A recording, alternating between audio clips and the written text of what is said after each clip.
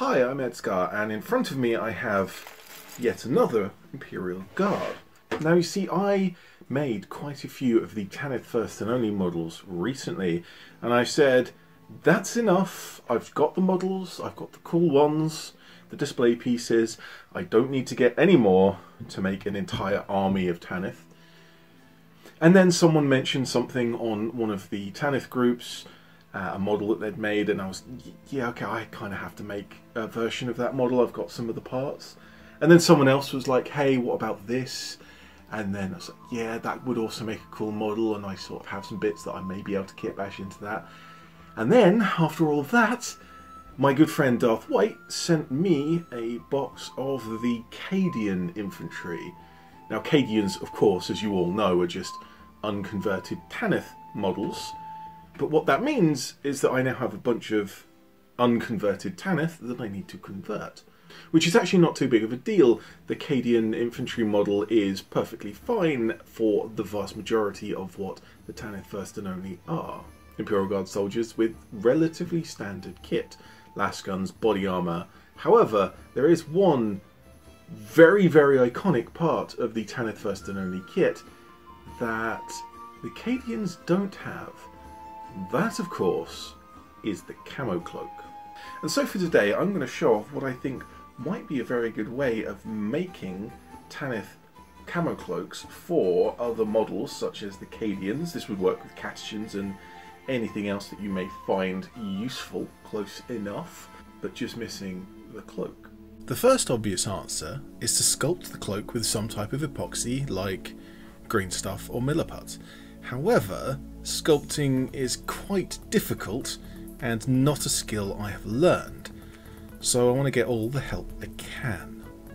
The principle I have planned to use in this video is that pressing milliput into a silicon mould will instantly conform it to the shape of the mould, and you can then pull it out and adjust it, bend it, or even crush it and start again. This might be a very forgiving process if only I had a mould of a Tanith camo cloak to begin with. Well, I can easily make my own mould. 2-part silicon is easy to find, but what would I use as my origin version? I don't really want to dip my existing models into curing silicon. That could play with the paint, and they have arms and all sorts of other details that I don't want to copy. What I really need to do is to make my own origin version that I can mould and recast. And to start that process, I made a template from paper that would be the size of the cloak if it was laid flat. Now that leans into how I intend to cast the cloaks. I press my putty into the mould of a flat cloak, and then I can fold it around the model, matching the contours of the neck, arms and other details. All seems to be coming together. I found a small blister pack with plenty of room to make my mould, and I taped the template to the outside so that I could kind of sculpt on the inside and match that shape. Which I did by rolling tubes of milliput and pressing them down into the base of this container in the orientation that they should line up with folds in the cloak when the model is finished. I sort of had to guess at where those would be, but I did use the original models to try and guide where that would go. Water is a handy thing to have to hand. Dipping the finger of my glove or sculpting tool into the water helps prevent the putty from sticking. Also at the end, rubbing down the whole thing with water can help smooth it out and maybe get the right texture that the final model should have. And as you can probably tell, there is no world-class sculptor featuring in this video. So if any of this works out for me, it can work out for you as well.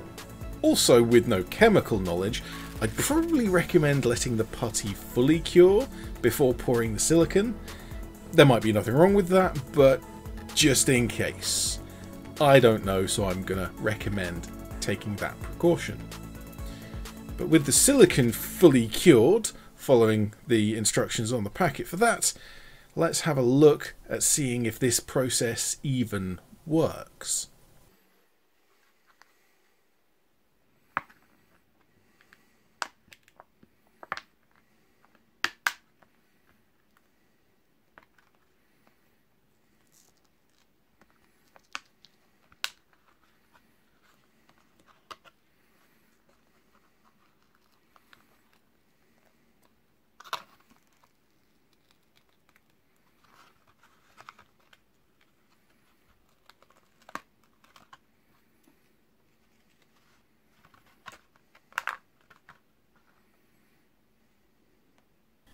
The mould came out just fine, so let's get to work.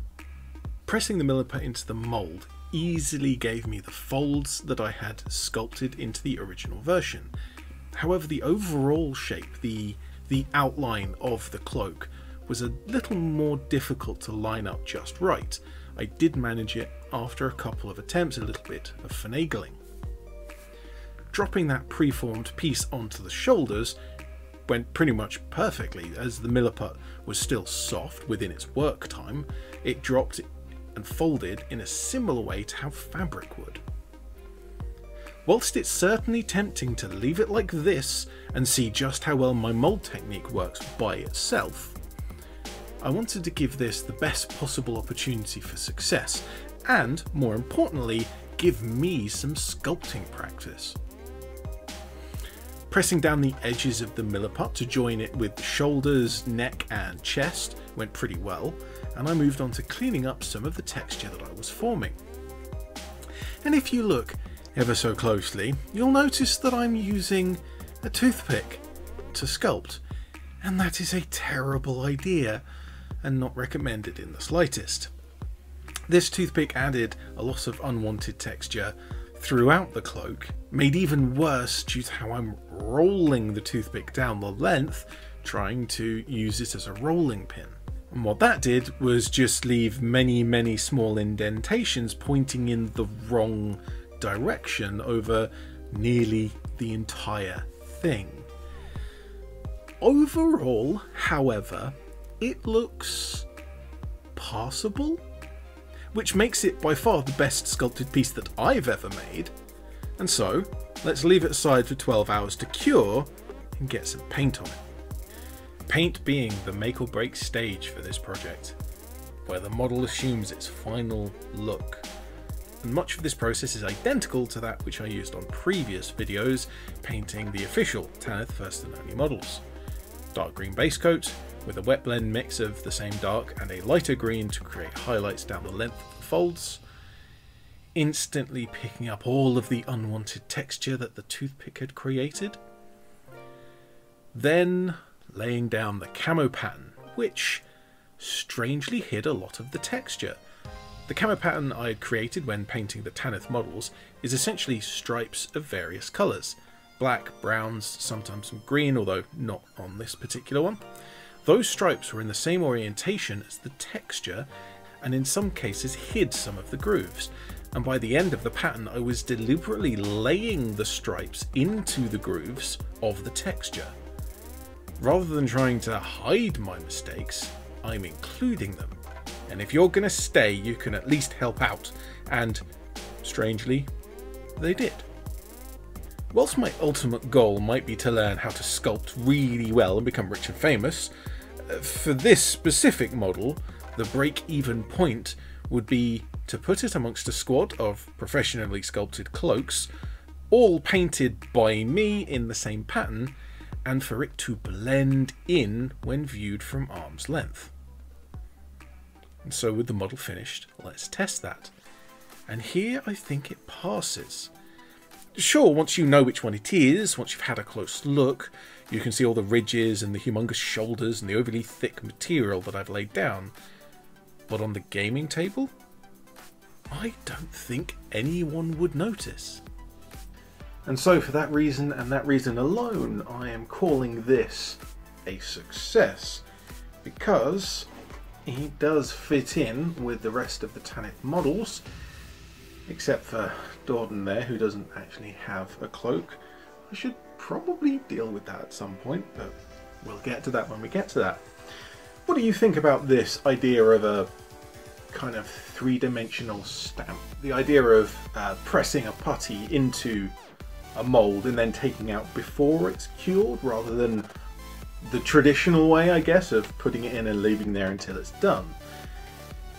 I think I've proved that there is some value to this. However, this may be a kind of training wheel situation, and as I improve on sculpting, I no longer need this. But the comment section is down below. Please let me know if you think that this is a good idea, if there are any other things that you think a kind of quick mold would be useful for, and on your way past you'll find the description box with a whole bunch of links to other things that I get up to. But for now, from me, I'm ED-SKaR, always will be, and thank you very much for watching.